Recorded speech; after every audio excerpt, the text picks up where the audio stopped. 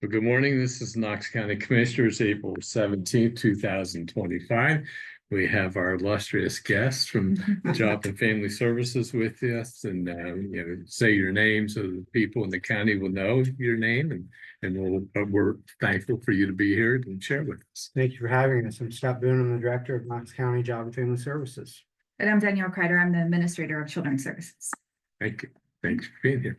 So go right ahead. So as part of our tour de force this year in 2025 and bringing our various administrators down for each shop that we have at Job and Family Services, I thought today I'd ask Danielle to talk about social services and all the great things that we're doing there. Some of the challenges as well. So I'll let you have the floor and speak freely. Sure. First, I'd like to recognize that April is Child Abuse Prevention Month. So we have been working on that and looking at ways to prevent child abuse. Majority of the time, we respond to allegations of abuse and neglect versus ways to prevent that. But in April, we look at ways to prevent child abuse so that we're not interfering in people's lives or responding to allegations versus being a helpful service in the county. In 2024, we had 1,688 reports of child abuse and neglect or calls that came in. 398 of those were after hours. So that's between 4:30 p.m. and 7:30 a.m. the next day. And we investigated 722 allegations of abuse and neglect. Those investigations are completed by 5 investigators in our unit. And 1 supervisor for those 5 investigators. The highest number of reports received allegations were for neglect, followed by physical abuse, emotional maltreatment, sexual abuse, and medical neglect. So that was the range of allegations that we investigated in 2024. So Daniel, I'm sorry. Go ahead. The number 1688 and the 722, is that 722 from the 1688 or those? That is from the 1,688 calls we But received. so the difference is calls that didn't need Correct.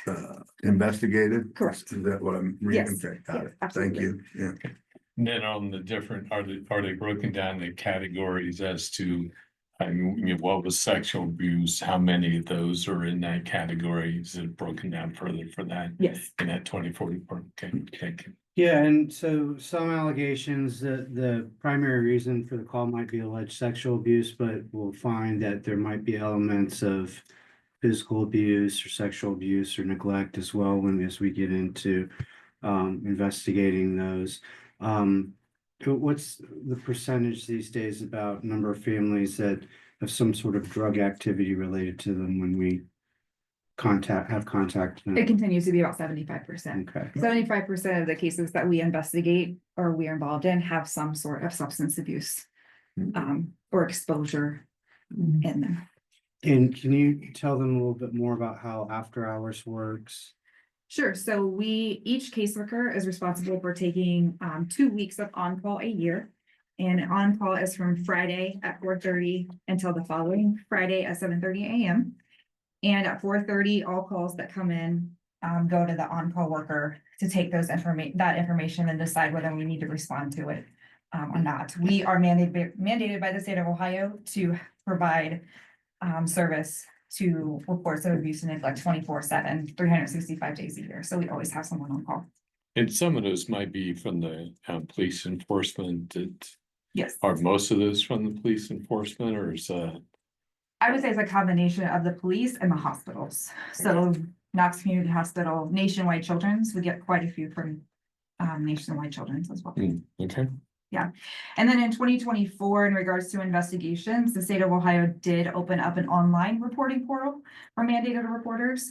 So we do get reports that come through an online portal that you can go on to and enter all the information. And then we get a notification that those are made. And so the hospitals, the schools, and those types of reporters can do that online without having to make a phone call.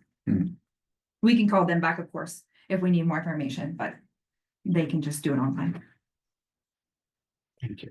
So on this report that, for 24, when Does that report also include how many kids we have in foster care, how many kids that we have in group homes? So, do we have that online, or we can put that online? Andrew could put that on there so people wanted to pull Yeah, it I up. think, Penny has it down there. Okay. I sent it. I have, can you split screen? So people can see that what we're talking about here, Andrew, with this report that they're showing. You don't. If I have the report, I can, but. Yeah. Do you see numbers increasing or decreasing? Right. We see numbers increasing, particularly in the area of domestic violence. Mhm. I'm sure you've seen the news articles in regards to the increase in strangulation cases related to domestic violence incidents. Anytime a child is present, involved or directly impacted domestic violence, that comes to us and we open up an investigation.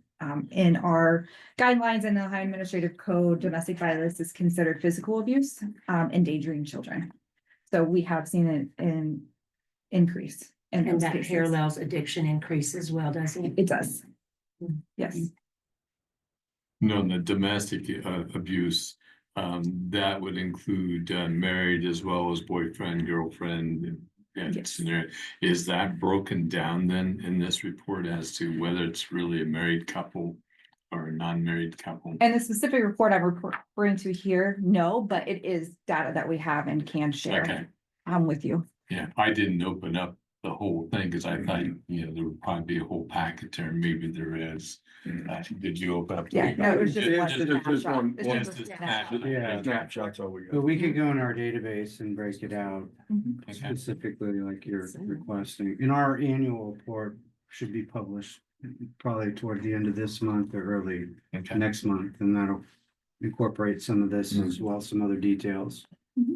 Yes, if you could update us a little bit more on how many kids do we currently have? Yeah, and I have that on here too. Okay. Yeah. Yeah, so you're gonna go over that, then? Yeah. Then I'll stop. I'm trying to get Andrew to split screen it so you can see this report. Well, Yeah, I I think Penny almost brought said in my it. laptop and Well, I think it'd be good for people viewing to see the information. So while he's doing that, and putting that up on the split screen. Yeah. You wanna go ahead and talk more? Sure. So, in 2024, we had 86 cases transferred from our intake unit to our ongoing unit. So those are families that need ongoing, support in regards to incidents of abuse or neglect. And so those could be kids that we're trying to maintain in their home and not remove them from their parents. Kids we're trying to reunify, with their parents, or kids we're trying to, remain with relatives. So that was in 2024. We had a total of 95 ongoing cases, so there are some that roll over from year to year. For up to 2 years, so we had a total of 95. In 2024, we had 98 child removals. That's individual children that are removed from their parent, guardian, or custodian. And those removal reasons included neglect, drug abuse by the caretaker was the second highest percentage for removal, domestic violence, physical abuse, and child behavioral problems. Of those 98 broken down. Now, of the 98, I assume siblings, so that's each individual. Yes. Do you have it broken down as to how many is actually household? So it's 95 or 98. So how many of those are, 2 or 3 kids, and then it ends up being like 60 households? Yeah, so that 66 individual kids would be of those 95 ongoing cases, which are family units. Okay. Yeah. Good. And then I also put on there the children by age, broken down 0 to 2. Of the 66, there were 15 kids in that age range. 3 to 5 were 8, 6 to 9 were 14, 10 to 12 were 12, 13 to 15 were 6, and 16 and up were 12. So it's pretty evenly distributed, by age. So those would be the numbers related to custody removals and ongoing cases. Do you have questions about that? No, I do. Why'd you look right at Bill? Sitting right- Because I usually have. Questions. Yeah. Used all this questions. Time's up, Bill. And then I move on to the foster care adoption. We have 26 active foster homes for just our agency. So those are foster homes we license. That does not include foster homes that might be licensed by private foster care networks. We continue to try to increase that number so that we can continue to keep kids in the community, near their parents, near their school, near their support network, So all 26 of those you talk about are in Knox County. or surrounding counties. So it could Okay. be like, we have a couple that are just inside Mansfield, up at Mhm. Belleville. Okay, We have one that's in Newark, and Licking County. So okay. the majority are in Knox County, but we have a few outliers that have chosen to license with us. So the 26 foster homes and then 15 kinship providers. So does that mean there is 11 elsewhere, or that's what that means? Yeah, so we have kids that are placed in foster homes that are licensed by the Village Network or Right. National Youth Advocate Program. Or they might be in a residential group home setting that is licensed by another network. Gotcha. And Danielle, I know Scott's talked about this before, but I think it's probably good to bring it up whenever we're having this conversation, because we talk about the cost of placement of children's services and the impact on children's services budget. I think the public doesn't understand, even when we place them in foster care or even adoption, the county continues to pay, correct? For those children that were in our care. And I Yes, think that's, I don't know to what varying degree, but I think that's oftentimes, I think when we talk about that to people, they're surprised by that. But that is part of the cost of children's services until those children are 18, is that correct? Right, it's sometimes beyond, depending on the circumstances of the child, if they have special needs or they're in a continuing education type of environment, we might keep them till they're 20, 21, 22 or so. I appreciate you bringing that up because it is a significant expense and we appreciate all of your financial support year to year. Because without that, we wouldn't be able to have placement opportunities for these kids. We just had a kid that was basically living in our office for about a month, and he's 7. And Wow. he's been through every type of abuse and neglect that you can imagine. And no, Danielle and her and the foster care staff, they went through over 100 placement referrals and were consistently turned down. His presence here, because of some of his behavioral challenges, was simply just wearing on Danielle and her supervisors and the staff, because except for when he was in school, they had to supervise him, 24/7. And it's just impossible to keep a kid engaged in an office environment for, any significant period of time. So we are exploring the possibility of an off-campus type placement offering, like an apartment, something like that. If we're able to come up with the funds. And you can speak more to some of the challenges. We did find a placement for him, and from what I understand thus far, it's going in a positive direction. But if you want to talk about him and maybe that experience a little more, it's not unique to us, but it's our second go around and it doesn't get any easier. yeah, like Scott said, this is our second go around. So last summer we had the same situation with a 16, almost 17-year-old female that we didn't have placement for. And we supervised her 24/7 for about 6 weeks. And then this youth, this time, like Scott said, was a 7-year-old who lived in our agency upstairs on the 3rd floor. We set up an office as a bedroom for him, got him a raised carpet and a dresser and everything to make it as home feeling as we possibly could. But he was actually living in the building. Yeah, in one of our offices. And then we had 24-hour Oh supervision. my goodness. Right. Correct. And that was because his needs were so great, we could not find any placement that would accept him. Correct. So there were places, there were beds, there just wasn't anybody that could handle the degree of care he needed. Handle it, or when you're dealing with private networks, they can pick and choose what kids they take and what kids they don't take. So even if they had the ability to handle him and it wasn't the time that they wanted to take a high need kid, they can just say no. Mhm. Um, Kind of odd. Yeah, Yes. So like Scott said, we sent hundreds of referrals throughout the state of Ohio. We began to send out referrals to across the country, trying to find a placement for him. We finally found a placement for him in Columbus. And so far, he's doing well there. So when you find placement for that child, is the county paying Franklin County to take care of that kid, or does that? We are paying the actual group home that's licensed to take care of that kid. But so you are paying for him to be there? Yeah, we pay, right now, his per diem is $458 a day. Cool. And Yeah. that's why the Costs. the cost, the burden on children's services, we have to just keep telling the public that, because I think they just don't understand the cost is astronomical. When the courts place them in the county's care, it's not a, if we have the money, it's we shall provide care. Right. Yeah, in some placements, if we place a kid in our own foster home, we pay between $23 and $28 a day to our foster parents. Mhm.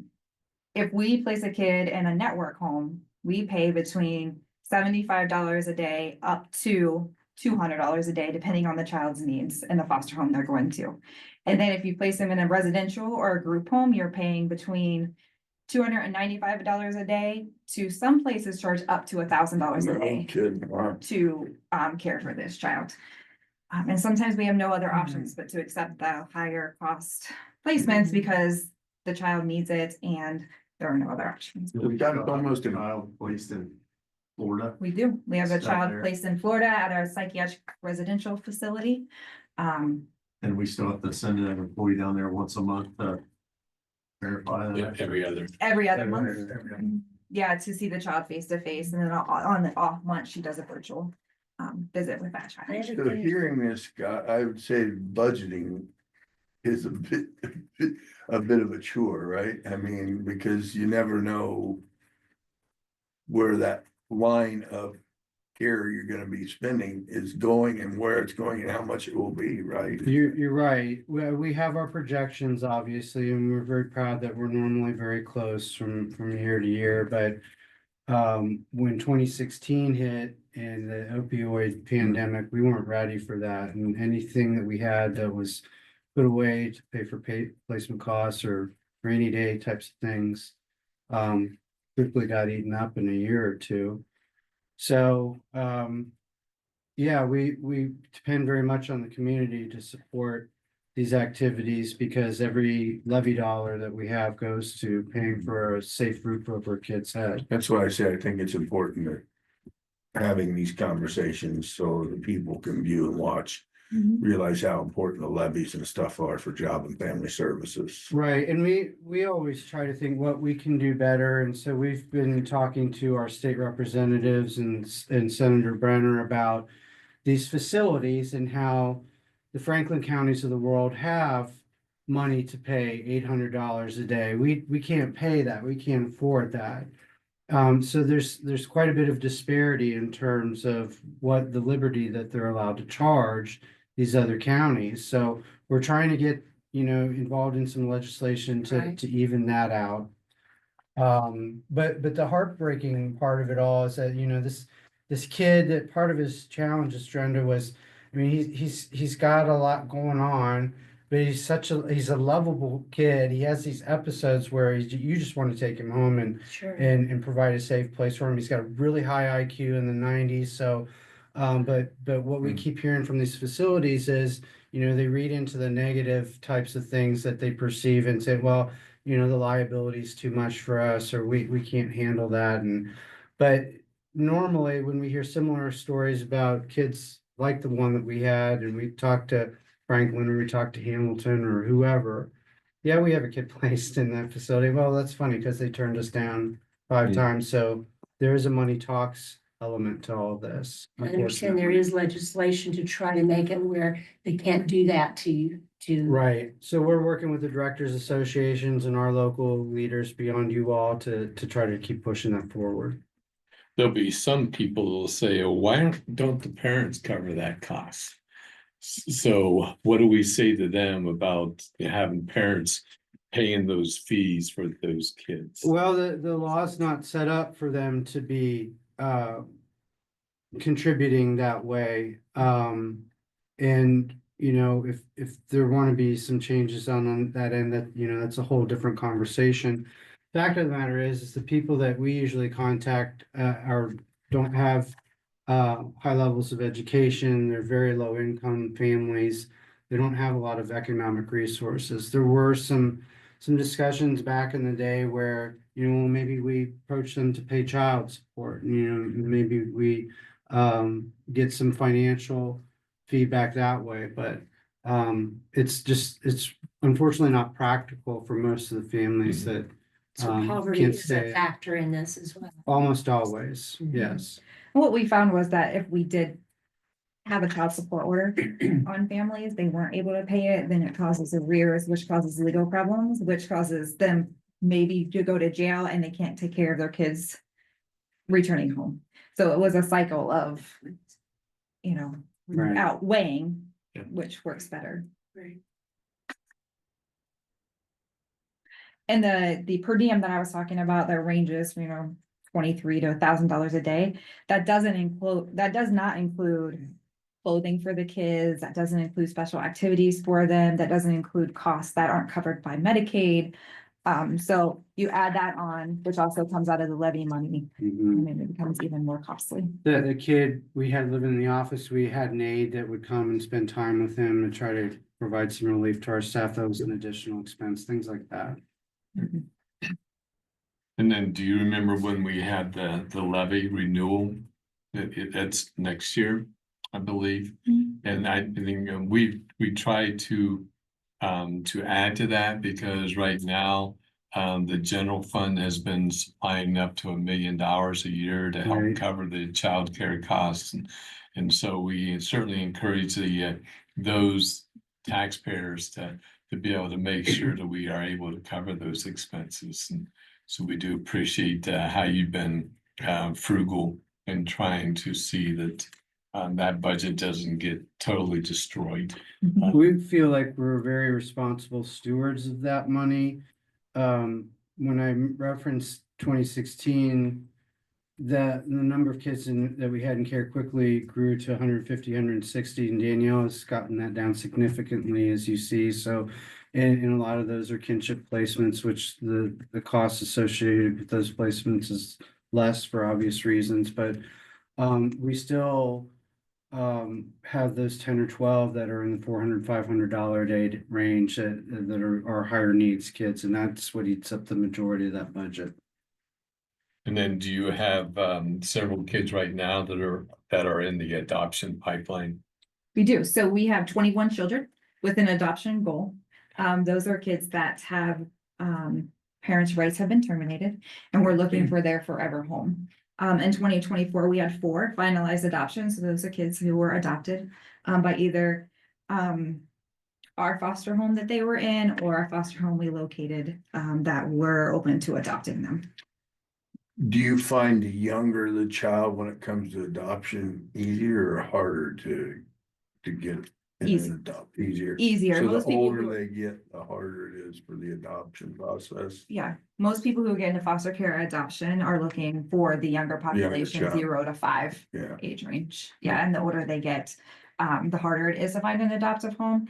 And for those kids, we work with them on independent living skills and working towards self-sufficiency, because if an adoption doesn't work out, we want to make sure that they're prepared for adulthood. They can be emancipated at 16 or around there, right? Once they go to 18. school- 18, okay, 18. okay. Yeah, they can emancipate at 18, but like Scott said, if they are receiving services through the Board of Developmental Delays or have some sort of special need, or they'll graduate before their 19th birthday, they can stay until they graduate or they're 21. Do you find that there are parents or adults that really fight against surrendering their child to children's services in the courts? Yeah, most parents fight Really? against, yeah, and they want to do what they need to do to get their kids back. Mhm. Most of our some of our teenagers who come into custody are teenagers that have been adopted in other counties and the adoption hasn't worked out and is disrupted. Now they live in Knox County, which then becomes our case. So then we're responsible for their placement and. I think this was kind of what Brenda was alluding to earlier. where other counties can put people in your county, and I think they're working diligently on getting rid of that. We had a recent conversation, I think Representative Lear's the lead on that. And we were gonna have some extra dialogue about that at our legislative meeting tomorrow morning. I think that's gonna get pushed to May, but that's an ongoing discussion. So we're very involved in that conversation. I mean, there are hundreds of kids placed in Knox County from other Ohio counties. Cuyahoga, Franklin, Hamilton, they all placed in county. That does not become our case. They still handle those cases. They pay for those placements, but they are physically located in our county. But the problem they have is they're located in our county, but they don't know what the family court or issue may be for that child when it comes to placing them. What I mean by that is, could be a bad home they're putting them in, and then you have repercussion there, right? True, I mean, per mandate, those other counties are coming to Knox County once a month to check on the kids and make sure that they're in a safe environment, and those homes that they're placing in are licensed by a network such as the Village Network, who are also in that home. So those situations are safe. The situations we're talking about in this situation are kinship providers Kinships, yeah. that other counties place, such in Knox County, and don't always do all the checks for those, and then that becomes an issue. And back to your question, Bill, and I'll let you finish up in a minute. But we want parents to be angry. We want to see that fight because it means in part that they care when children are removed from their care. The other side of that is, we had a case with her recently. We knew mom was a little unpredictable and we were removing the kids. And we asked law enforcement to come to accompany us because it was an unpredictable situation. And mom ended up having some physical contact with the face of one of our caseworkers. And so we, Danielle and her team, debriefed around that, and it's a good safety reminder that you never know what you're walking into. Any given home that we step foot in, there could be, and probably is, weapons, drugs, and those different types of safety hazards. And so we constantly remind them about how to stay safe, and we're constantly developing and redirecting them to trainings to help them protect themselves. But even with, what was it, 2 or 3 law enforcement officers at that event, mom still got a shot in. So we're mindful about protecting our staff first and foremost. When you say shot, you're talking like a fist or a gun? It was her hand, and she had an object in her hand, and she struck the face of the caseworker. There wasn't a weapon involved per se, but it was enough to shake her up, and rightly so. Oh, yeah, of course. Yeah, Yeah. and what most people don't know is that we go out into homes, just like law enforcement, just like first responders, and they have weapons of protection, guns, tasers, those sorts of things. We have nothing. We usually go with some paper to write and provide information, but other than that, we have nothing. So that is stressful for our caseworkers and what they're walking into. Well, we certainly appreciate what you do for the kids in our county and our families and our schools. And we want you to know that we certainly support you in your endeavors, and thank you for Much appreciated. Thank you. We appreciate you very Sounds to me much. like you need a tire checker in your car when you go out. We need something. Yeah, the only other thing I had at the bottom of this thing is we also are responsible for the adult protective services cases for adults 60 and older, who there are allegations of abuse, neglect, exploitation, self-neglect. And in 2024, we had 282 reports related to Knox County residents, and we did 168 investigations regarding abuse, neglect, exploitations. And we do that through a contract with Area Agency on Aging, District 5, which we're very thankful for, because we are child services experts. We don't always know with adult protective services, but the state of Ohio mandates us to take those calls. So is this a district number or our county number, the 282 and the 168? This is a county number. County number. This is specific to Knox County. We also have done, recently, we've done 2 guardianships for adults that needed guardians because of abuse and neglect or exploitation, which is new. We haven't done that in the past, so things have increased in regards to those allegations and the support and protection that adults need. And I think Scott gives us those numbers on a frequent basis too. I send those to you monthly, provided I get them monthly, but my plan is to have Rick Meeker from area come and speak at this meeting next month to give you Good. some more details about that, but it is a very important part of what we do in with area. We've cast a wider net to reach a bigger population of folks that we suspected were in need, but we didn't know when we had it just by ourselves if we were reaching everybody that we needed to. And since we've paired with the area 4 or 5 years ago, we feel very good about, you know, if anybody has concerns about the welfare of somebody that's 60 years or older, they can contact our hotline and we'll put them in touch with a supportive mechanism that has a lot of value. When I see stuff like this from you guys, not to be a negative Nanny, but you wonder how many are not getting reported when you see these numbers, if these are, because I'm sure there's a lot of behind the curtain stuff that doesn't get reported, so. Those numbers are alarming enough, and then I start thinking about, okay, how many are actually going on and not reported to anybody, which I guess makes that number even scarier. Right, and we, you know, we don't excuse that away, you know, we have a variety of mandated reporters in our community, but sometimes, at least I think, well, you know, if I was living that life and I had to go through that and it was me or somebody that I loved, you know, I don't know that I'd advertise it, Right, you know, that's what, a yeah. whole lot. Because there's a degree of stigma and shame associated with that, and that's one of the things that we're constantly trying to remove. And Danielle and her staff are out in the community, at schools, law enforcement, those different types of hospital, those entities, to educate them about who and when to call and the right people to contact so that we can at least go out and do an assessment. Yeah. All right, thank you for your time. Hey, great presentation, Daniel. Thanks, Scott. Thank you. Great day. Taking up the response that would potentially be our spots, or do they have their own? So we'll have Brian Bigger's staff come in now and talk to us. Yep, I'm out there. Yeah, he's, Wow. Thank you, he will give Daniel. us a report. Yeah, thank you, Daniel. Give us a report about our dog shelter. Brian Bigger's staff, thank you for coming. And the floor is all yours. All right, so the monthly report for March 2025. We had 45 dogs enter the shelter.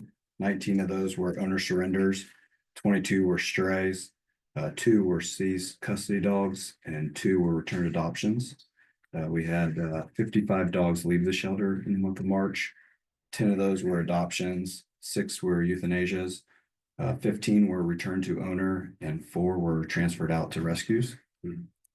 It should be noted that all 6 dogs euthanized in March were at the owner's request due to the dogs either being aggressive, having a bite history, or for medical reasons.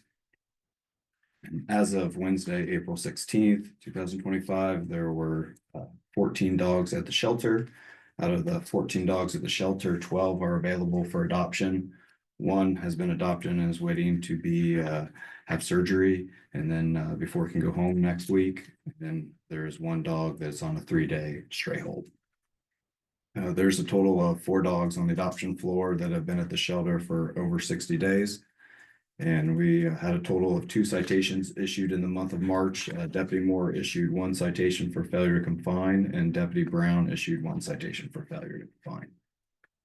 Does your report talk, do we have any dogs that are being held because of a court case coming up or anything like Yes, that? is it those 2 that were seized? No, so one of those dogs that was seized was due to the individual being incarcerated. Okay. And then the other one was involved in a bite where the officer had to take the dog and bring it back to the shelter. Both of those dogs have since left the shelter. Okay. How long do you have to hold the dog if somebody's incarcerated? Just depends if the dog has a current license or not. So 3 days if it's not licensed, and 2 weeks if it is licensed. Okay. Any questions for? No, Brian, good job. Good Thank you. job. Brian, I've got something to talk to you about. You can just give me a call Okay. later or something. All right. Go over it with you. Sounds good. Yeah. Appreciate it. Thank you. Thank you, Brian. Great. Have a good weekend too. Thanks. Okay, I've got a few things for you too, but start out with all the resolutions.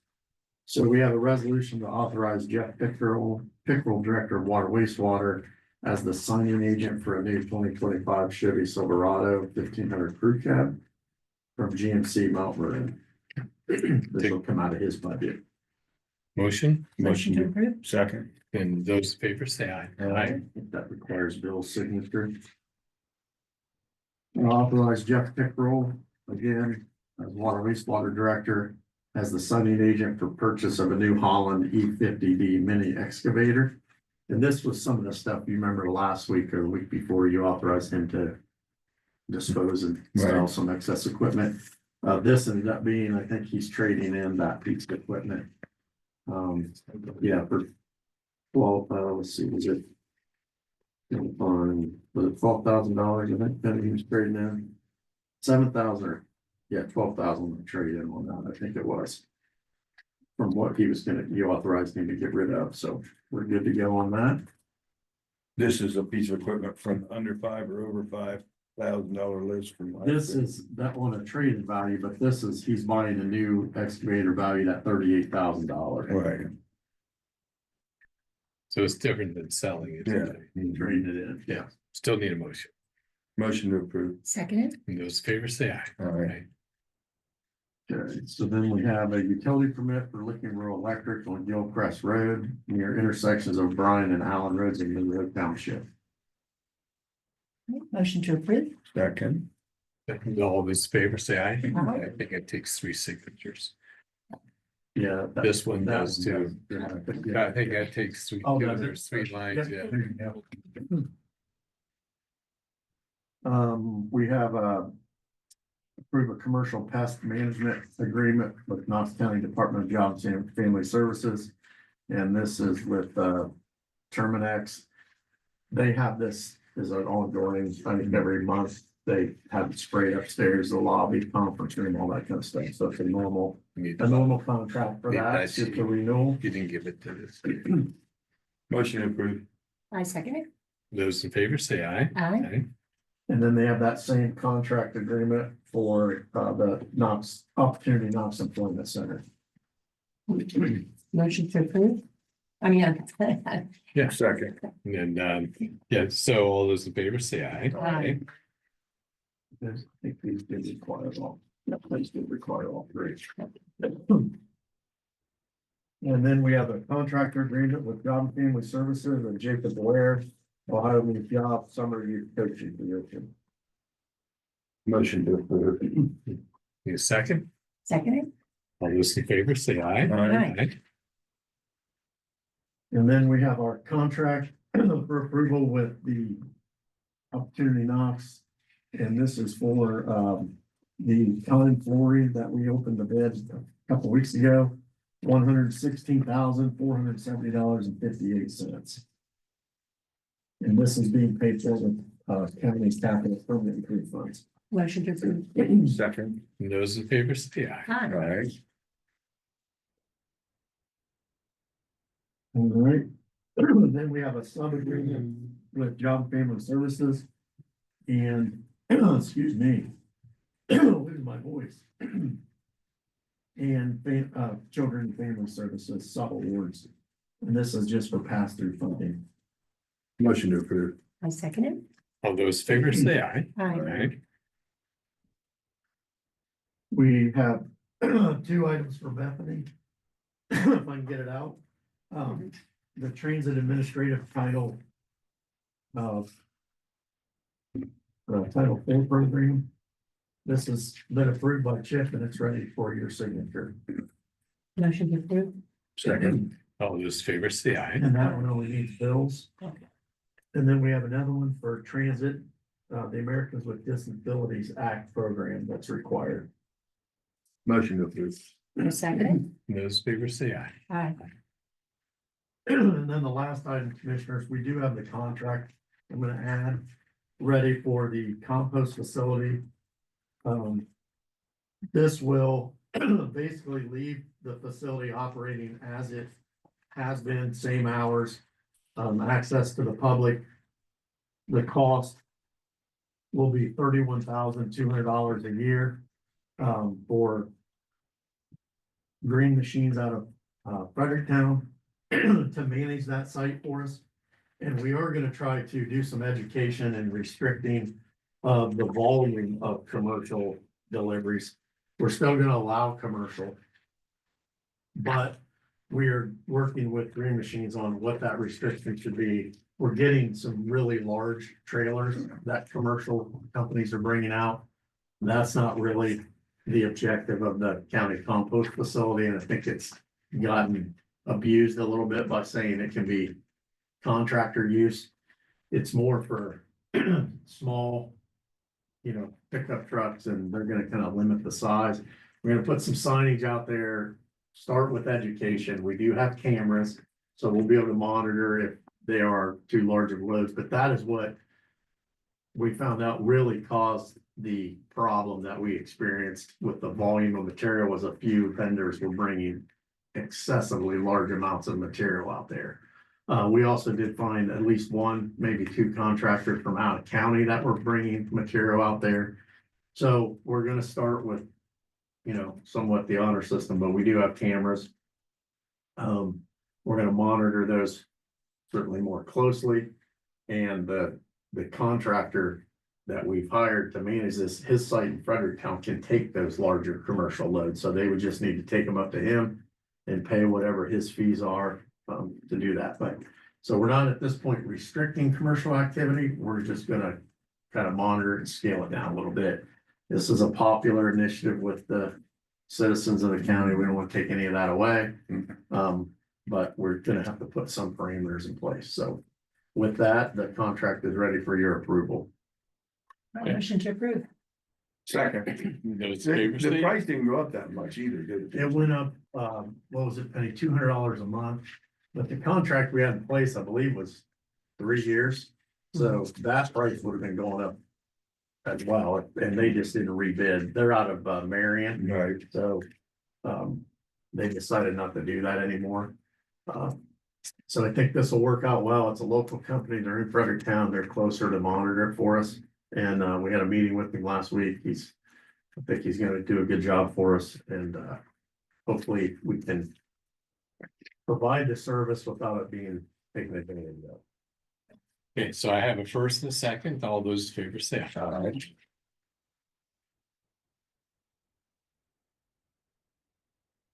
And then just the only update I have is had a meeting yesterday on the back entry project with the contractor, the architect. We're on projects that's on schedule. They are drilling holes in the concrete today to be ready to place the steel. That's gonna be delivered Monday.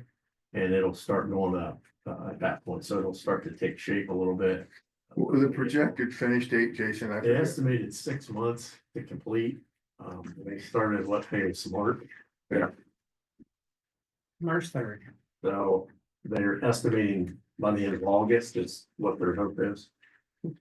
I hope they're better. I hope they're quicker than that, but they had, as they said yesterday, they were getting into where the time of year that they could experience some weather delays at this point with rain and those kinds of things, but we'll see how it goes. But for now, they're on schedule. And then where are we on? I know they're doing some door locks and stuff like that upgrade. Yeah, so the swipe card system that we have for this building and, well, really all of our buildings. This building in particular was put in 8 years ago, and so the software, the control panels, all of that, it was due to be upgraded. So Aaron is hopefully from Custom Wires in the middle of that process, floor by floor. So there has been some interruptions to staff that maybe certain doors they used to have access to, they don't now, and we're working through that, but I think he's pretty close to wrapping up This the week. project this week is his plan. Yeah, and then he'll reprogram everything and we should be good to go. Yeah, and part of that was the need was the state was requiring Job and Family Services to have a more detailed logging in and opening doors and who was going in.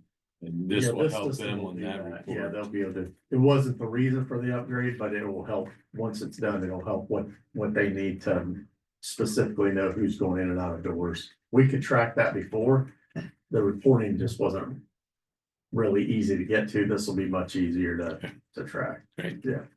Okay, then, Commissioner Cassie, you have anything you want to share? Like, Okay, Barry? I have nothing. You didn't want to say anything about a few things in the land bank this morning or No. anything that we're allowed to say?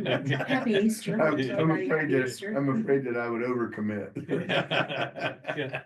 Well, with no other business to conduct at this time, I'll take a motion for adjournment Motion to adjourn. Second. and we stand adjourned this time. Everyone have a great weekend and Easter weekend. Great Easter.